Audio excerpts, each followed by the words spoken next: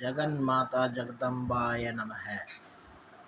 Friends, சுபர்கள் 8ஆம் இடத்துல இருந்தால் சுபத்தத்துவம் அதிகம் ஆகிவிடும். எதனா ஒரு கிரகம் சுபர் 8ஆம் இடத்துல இருக்காருன்னா சுபம் அதிகமாகும். அதே கேந்திரத்தில் பாவி கிரகம் உட்கார்ந்துருச்சுன்னா அது சுப தத்துவத்தை அடைஞ்சிவிடும். இது சிலது புரிஞ்சிக்க வேண்டிய விஷயம் ஃப்ரெண்ட்ஸ்.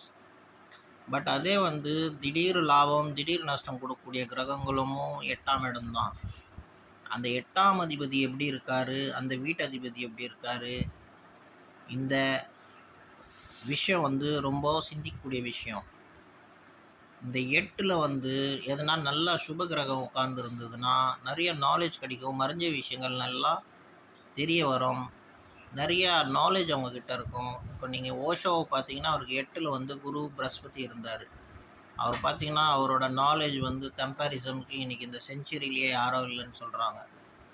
ஸோ அந்த மாதிரி ஏகப்பட்ட விஷயங்கள் கற்றுட்டு நல்ல விஷயங்கள் அவங்க செயல்படுவார்கள். பர்டிகுலராக அந்த கிரகம் அந்த வீட்டு கிரகம் கெட்டு போயிடக்கூடாது. சப்போஸ் அஷ்டமேஷ் சுபராக இருக்காருன்னா அந்த வீட்டு அதிபதி யாரோ அந்த வீட்டு அதிபதி கெட்டு போகக்கூடாது.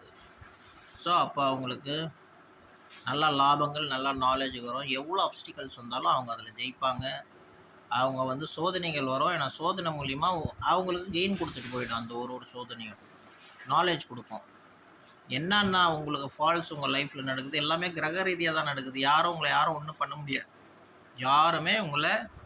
யாரும் ஒன்றும் பண்ண முடியாது. எல்லாமே அந்த கிரக ரீதியாக தான் நடக்குது. பட் சைக்காலஜிக்கலாக அவங்கள யாருன்னா ட்ராப் பண்ணுறாங்கன்னா நீங்கள் அதை அனலைஸ் பண்ண கற்றுக்குங்க. அதுதான் நாலேஜ், அதுதான் விஸ்டம். ஜெகன் மாதாயாய நமக.